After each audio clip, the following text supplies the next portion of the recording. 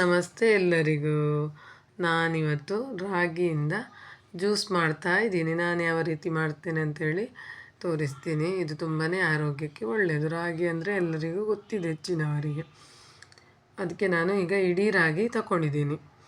ಆಮೇಲೆ ಬೆಲ್ಲ, ಏಲಕ್ಕಿ ನಾನು 2 ತಗೊಂಡಿದ್ದೀನಿ. ಬೆಲ್ಲ ಒಂದು ಅಚ್ಚು ತಗೊಂಡಿದ್ದೀನಿ. ನೋಡಿ, ಇದುವೇ ರಾಗಿ. ಸಾಸಿವೆ ಕಾಳಿಗಿಂತ ಸ್ವಲ್ಪ ದೊಡ್ಡದು, ಸ್ವಲ್ಪ ಕೆಂಪು ಬಣ್ಣದಲ್ಲಿ ಇರುತ್ತೆ. ಎಲ್ರಿಗೂ ಗೊತ್ತಿರುತ್ತೆ, ನಾನು ತೋರಿಸಿದ್ದಷ್ಟೇ.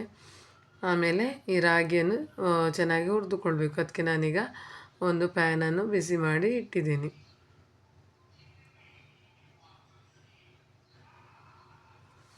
ಪ್ಯಾನ್ ಬಿಸಿ ಆದಮೇಲೆ ರಾಗಿಯನ್ನು ಹಾಕಿಕೊಳ್ಬೇಕು. ಚೆನ್ನಾಗಿ ಹುರಿದುಕೊಳ್ಬೇಕು. ಅದೊಂದು ಹುರಿಯುವಾಗ ಗೊತ್ತಾಗುತ್ತೆ, ಒಂದು ಚಟಪಟ ಅಂತೇಳಿ ಸಿಡಿಯುತ್ತೆ. ಆಮೇಲೆ ಚೆನ್ನಾಗಿ ಪರಿಮಳ ಬರುತ್ತೆ ರಾಗಿದ್ದು. ಹುರಿದಾದ್ಮೇಲೆ ಹುರಿತಾ ಇರಬೇಕಾದ್ರೆ ಬಿಸಿಗೆ ಅದರಲ್ಲಿ ಗೊತ್ತಾಗುತ್ತೆ ಎಷ್ಟು ನಮಗೆ ಹುರಿಬೋದು ಅಂಥೇಳಿ. ನೋಡಿ, ಈ ಥರ ಹುರಿದುಕೊಳ್ಬೇಕು. ನಾನೀಗ ಹಾಗೆ ಹುರಿದುಕೊಳ್ತಿದ್ದೀನಿ, ಜಸ್ಟ್ ಕಲ್ಲೇನಾದರೂ ಇದೆ ಅಂತೇಳಿ ನೋಡಿ ಹಾಗೆ ಹುರಿದಿದ್ದೀನಿ. ಆಮೇಲೆ ನಾವು ನೀರು ಹಾಕಿ ನಾನು ಕ್ಲೀನ್ ಮಾಡ್ಕೊಳ್ತೀನಿ. ಆವಾಗ ಅದರಲ್ಲಿದ್ದ ಕಸ ಏನೆಲ್ಲ ಇರುತ್ತೆ ನೋಡಿ, ಅದು ನೀರಲ್ಲಿ ತೇಲಿ ಬರುತ್ತೆ. ಈ ರೀತಿ ಮೊದಲಿಗೆ ನಾನು ಚೆನ್ನಾಗಿ ಹುರಿದುಕೊಳ್ತಾ ಇದ್ದೀನಿ. ಇದಕ್ಕೆ ಜಾಸ್ತಿ ಏನೋ ಸಮಯ ತಗೊಳ್ಳೋದಿಲ್ಲ, ಒಂದು 10 ನಿಮಿಷ ಅಷ್ಟೇ. 10 ನಿಮಿಷದಲ್ಲಿ ಒಳ್ಳೆ ಆರೋಗ್ಯಕರವಾದ ರಾಗಿ ಜ್ಯೂಸು ರೆಡಿಯಾಗುತ್ತೆ. ರಾಗಿ ಒಂದಿದ್ದರೆ ಆಯಿತು, ತುಂಬಾ ಆರೋಗ್ಯಕ್ಕೆ ಒಳ್ಳೆಯದು. ಅದಕ್ಕೆ ಬೆಲ್ಲ ಮಾಡಿ ಹಾಕಿ ಕುಡಿಯೋದ್ರಿಂದ ತುಂಬಾ ಟೇಸ್ಟ್ ಆಗಿರುತ್ತೆ. ನಾವು ಯಾವಾಗಲೂ ಹೀಗೆ ರಾಗಿ ಪೌಡರಿಂದ ರಾಗಿ ಮುದ್ದೆ ಮತ್ತು ರಾಗಿ ಹೀಗೆ ಒಂದು ಬಿಸಿ ಮಾಡಿ ಹಾಲಿಗೆ ಹಾಕಿ ಎಲ್ಲ ಕುಡಿತಾ ಇರ್ತೀವಿ. ಮಾತ್ರ ಅದಕ್ಕಿಂತ ಈ ಥರ ತಂಪಾಗಿರುತ್ತೆ. ಈ ಸೆಕೆಗೂ ತುಂಬ ಒಳ್ಳೆಯದು. ಅದನ್ನು ನೋಡಿ, ಈ ಥರ ಕ್ಲೀನಾಗಿ ಒಂದು 2-3 ಸಲ ಕ್ಲೀನಾಗಿ ತೊಳೆದು ಈ ಥರ ಸೋಸ್ಕೊಳ್ಬೇಕು. ಈಗ ನೀರಲ್ಲೆಲ್ಲ ಕಸ ಎಲ್ಲ ಬರ್ತಾಯಿದೆ ನೋಡಿ, ಈ ರೀತಿ ಕ್ಲೀನ್ ಮಾಡಿಕೊಳ್ಬೇಕು. ನಾವು ಹುರಿದ ಮೇಲೆ ಕ್ಲೀನ್ ಮಾಡಿದರೆ ಅದರದ್ದು ಏನು ಇದಿರುತ್ತಲ್ಲ, ವೇಸ್ಟ್ ಕಸ ಏನಾದರೂ ಇದ್ದರೆ ಅದು ಈ ಥರ ಬರುತ್ತೆ, ಕೊಳೆ ಎಲ್ಲ ಹೋಗುತ್ತೆ ನೋಡಿ. ಈ ಥರ ಕ್ಲೀನಾಗಿ ತೊಳೆದ ಮೇಲೆ ಮಿಕ್ಸಿ ಜಾರಿಗೆ ಹಾಕಿ ರುಬ್ಕೊಳ್ಬೇಕು. ಸ್ವಲ್ಪನೇ ನೀರು ಹಾಕಿ ರುಬ್ಕೊಳ್ಬೇಕು. ಇಷ್ಟು ರಾಗಿಯಲ್ಲಿ ಒಂದು 4-5 ಗ್ಲಾಸ್ ಆಗುವಷ್ಟು ರಾಗಿ ಜ್ಯೂಸು ರೆಡಿಯಾಗುತ್ತೆ. ಈ ಸೆಕೆಗೆ ನೀವು ಕೂಡ ಒಂದು ಸಲ ಟ್ರೈ ಮಾಡಿ ನೋಡಿ, ಆರೋಗ್ಯಕ್ಕೂ ಒಳ್ಳೆಯದು.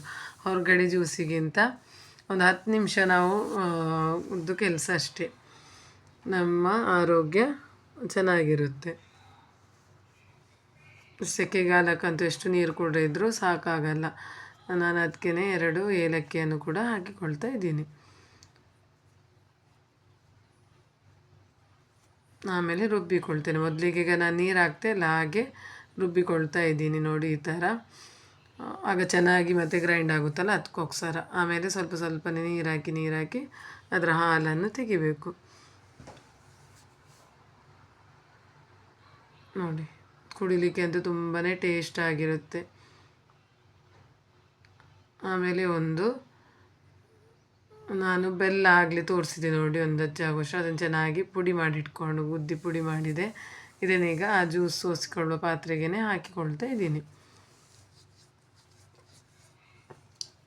ಬೆಲ್ಲ ಸ್ವಲ್ಪ ದೊಡ್ಡದೇ ಹಾಕಬೇಕು, ಸ್ವಲ್ಪ ಸಿಹಿಯಾಗಿ ಚೆನ್ನಾಗಾಗುತ್ತೆ. ಆಮೇಲೆ ಒಂದು ಸ್ಟ್ರೈನರಿಂದ ಚೆನ್ನಾಗಿ ಸೋಸ್ಕೊಳ್ಬೇಕು. ಬಿಳಿ ಬಟ್ಟೆ ಚೆನ್ನಾಗಿರುವ ಕ್ಲೀನ್ ಬಟ್ಟೆ ಇದ್ದರೂ ಅದರಲ್ಲೂ ಸೋಸ್ಕೊಂಡ್ರು ಚೆನ್ನಾಗಿ ಸೋಸಲಿಕ್ಕೆ ಸುಲಭ ಆಗುತ್ತೆ. ನಾನು ಈ ಸ್ಟ್ರೈನರಿಂದ ಸೋಸಿಕೊಳ್ತಾ ಇದ್ದೀನಿ ನೋಡಿ. ಸ್ವಲ್ಪನೇ ನೀರು ಹಾಕಿ ಸೋಸ್ಕೊಳ್ಬೇಕು, ಆಗೆಲ್ಲ ರಸ ಎಲ್ಲ ಚೆನ್ನಾಗಿ ಬರುತ್ತೆ. ಆಮೇಲೆ ಅದೇ ರಾಗಿಯನ್ನು ಹಿಂಡಿ ಒಂದು 2-3 ಸಲ 4 ಸಲ ಆದರೂ ರುಬ್ಬಿಕೊಳ್ಬೇಕು, ಸ್ವಲ್ಪ ನೀರು ಹಾಕಿ. ಆಮೇಲೆ ಹೀಗೆ ಇದು ಸ್ಟ್ರೈನ್ ಮಾಡಬೇಕಾದ್ರೆ, ಸೋಸ್ಕೊಳ್ಬೇಕಾದ್ರೇನು ಸ್ವಲ್ಪ ನೀರು ಹಾಕ್ತಾ ಇರಬೇಕು. ರಸ ಚೆನ್ನಾಗಿ ಬಿಡುತ್ತೆ, ಆಗ ತುಂಬಾ ಟೇಸ್ಟ್ ಆಗುತ್ತೆ ನೋಡಿ. ಈ ಥರ ನೋಡಿ, ಸ್ವಲ್ಪ ನೀರು ಹಾಕ್ತಾ ಇರಬೇಕು. ಬಣ್ಣ ನೋಡಿ ಎಷ್ಟು ಚೆನ್ನಾಗಿದೆ ಅಂಥೇಳಿ.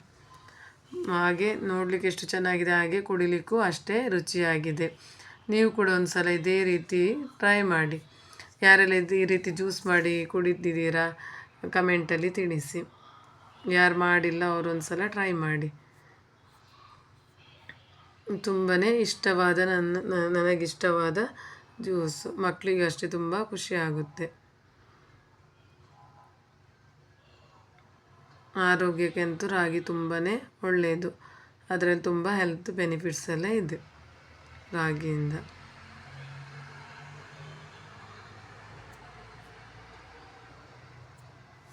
ಈ ರೀತಿ ಸೋಸ್ಕೊಳ್ಬೇಕು. ನಾವೀಗ ಸೋಸ್ಬೇಕಾದ್ರೆಲ್ಲ ಸ್ವಲ್ಪ ಸ್ವಲ್ಪ ರಾಗಿದೆಲ್ಲ ಬಿದ್ದರೆ ಇಡೀ ಇದು ಮಿಕ್ಸಿ ಇದು ಮಾಡುವಾಗ ಸೋಸಬೇಕಾದ್ರೆ, ಆಮೇಲೆ ಮತ್ತೆ ನಾವು ಇನ್ನೊಂದು ಸಲ ಕುಡಿಯೋ ಮೊದಲು ಇನ್ನೊಂದು ಸಲ ಸೋಸಿ ಕುಡಿದ್ರೆ ಆಯಿತು ಅಷ್ಟೇ. ನೋಡಿ ಈ ಥರ ನಾವು ಒಂದು 4 ಸಲ ಆದರೂ ಸ್ವಲ್ಪ ಸ್ವಲ್ಪ ನೀರು ಹಾಕಿ ಗ್ರೈಂಡ್ ಮಾಡಬೇಕು. ಆಮೇಲೆ ನೀರು ಹಾಕಿ ಸೋಸಿಕೊಳ್ಬೇಕು. ಚೆನ್ನಾಗಾಗುತ್ತೆ ಕುಡಿಲಿಕ್ಕೆ. ಅದು ನಾವು ಗ್ರೈಂಡ್ ಮಾಡಿದಷ್ಟು ರಸ ಬಿಡ್ತಾನೆ ಇರುತ್ತೆ ಅದರಲ್ಲಿ. ಈ ರೀತಿ ಸೋಸಿಕೊಳ್ತಿದ್ದೀನಿ ನೋಡಿ, ಸ್ವಲ್ಪ ಸ್ವಲ್ಪನೇ ನೀರು ಹಾಕಿ. ಆಮೇಲೆ ನಾನೆಲ್ಲ ಆದಮೇಲೆ ಬೆಲ್ಲ ಎಲ್ಲ ಕಲಸಿದ ಮೇಲೆ ಇನ್ನೊಂದು ಸಲ ನಾನು ಸೋಸಿಕೊಳ್ತೇನೆ. ಇದು ರಾಗಿದೆಲ್ಲ ಸೋಸಬೇಕಾದ್ರೆ ಸ್ವಲ್ಪ ಸ್ವಲ್ಪ ಬಿದ್ದಿರ್ತದಲ್ಲ, ಆಗ ಕುಡಿಯುವಾಗ ಬಾಯಿಗೆ ಸಿಕ್ಕಿದ್ರೆ ಅಂತೇಳಿ. ಮತ್ತು ಬೆಲ್ಲದಲ್ಲಿ ಏನಾದರೂ ಕಲ್ಲು ಗಿಲ್ಲು ಏನಾದರೂ ಇದ್ದರೆ ಅದಕ್ಕೆ ಲಾಸ್ಟಿಗೆ ಮತ್ತೆ ನಾನು ಇನ್ನೊಂದು ಸಲ ನಾನು ಸೋಸಿಕೊಳ್ತೇನೆ. ಮತ್ತು ಇದರಲ್ಲಿ ತೋರಿಸ್ಲಿಕ್ಕೆ ನನಗೆ ಮರ್ತೋಯಿತು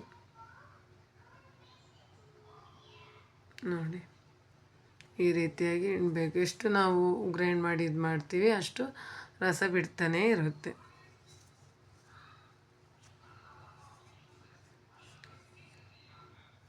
ಈ ರೀತಿ ಎಲ್ಲ ಬೆಲ್ಲವನ್ನು ಕೂಡ ಮಿಕ್ಸ್ ಮಾಡ್ತಾ ಇದ್ದೀನಿ. ಈಗ ಅದರಲ್ಲಿ ರಾಗಿದೆಲ್ಲ ಏನಾದರೂ ಇದ್ದರೆ ಅದನ್ನು ಮತ್ತೆ ನಾವು ಸೋಸಬೇಕು. ಸೋಸಿ ಕುಡಿದರೆ ಆಯಿತು. ಸ್ವಲ್ಪ ನಾನು ಚಿಟಿಕೆಯಷ್ಟು ಉಪ್ಪನ್ನು ಹಾಕಿಕೊಳ್ತಾ ಇದ್ದೀನಿ. ಉಪ್ಪು ಹಾಕೋದ್ರಿಂದ ತುಂಬಾ ರುಚಿ ಕೊಡುತ್ತೆ. ಸ್ವಲ್ಪ ಹಾಕಿದರೆ ಸಾಕು, ಜಾಸ್ತಿ ಹಾಕಲಿಕ್ಕೆ ಹೋಗಬೇಡಿ. ಆಮೇಲೆ ಗ್ಲಾಸಿಗೆ ಹಾಕಿ ಸರ್ವ್ ಮಾಡ್ತಾ ಇದ್ದೀನಿ. ನೋಡಿ ಕಲ್ಲರು ಯಾವ ರೀತಿ ಬಂದಿದೆ ಅಂತೇಳಿ. ತುಂಬಾ ಕಲ್ಲರ್ ಹೇಗಿದೆ ಅದೇ ರೀತಿ ರುಚಿಯೂ ಅದೇ ರೀತಿ ಇದೆ. ಇದೇ ರೀತಿ ನೀವು ಕೂಡ ಮಾಡಿ ಟ್ರೈ ಮಾಡಿ ಕುಡೀರಿ. ಆದಷ್ಟು ಆರೋಗ್ಯವನ್ನು ಕಾಪಾಡಿಕೊಳ್ಳಿ. ಈ ಸೆಕೆಗಾಲಕ್ಕೆ ಎಷ್ಟು ನೀರು ಕುಡಿದ್ರೂ ಸಾಕಾಗಲ್ಲ. ಈ ರೀತಿ ಜ್ಯೂಸ್ ಮಾಡಿ ಕುಡಿಯಿರಿ. ಇದು ನನಗೆ ಅತ್ತೆ ಹೇಳಿಕೊಟ್ಟಿರುವಂಥ ರೆಸಿಪಿ. ನಾನು ಕೂಡ ಅದನ್ನೇ ಸೆಕೆಗಾಲದಲ್ಲಿ ಈ ರೀತಿ ನಾನು ಮಾಡಿ ಕುಡಿತಾ ಇರ್ತೀನಿ. ಇದೇ ರೀತಿ ಆರೋಗ್ಯಕರವಾದ ಒಳ್ಳೊಳ್ಳೆ ರೆಸಿಪಿಯೊಂದಿಗೆ ನಾನು ಬರ್ತಾ ಇರ್ತೀನಿ. ನನ್ನ ಚಾನಲಿಗೆ ಲೈಕ್ ಮಾಡಿ, ಸಬ್ಸ್ಕ್ರೈಬ್ ಮಾಡಿ, ಶೇರ್ ಮಾಡಿ. ಓಕೆ, ಬಾಯ್ ಬಾಯ್.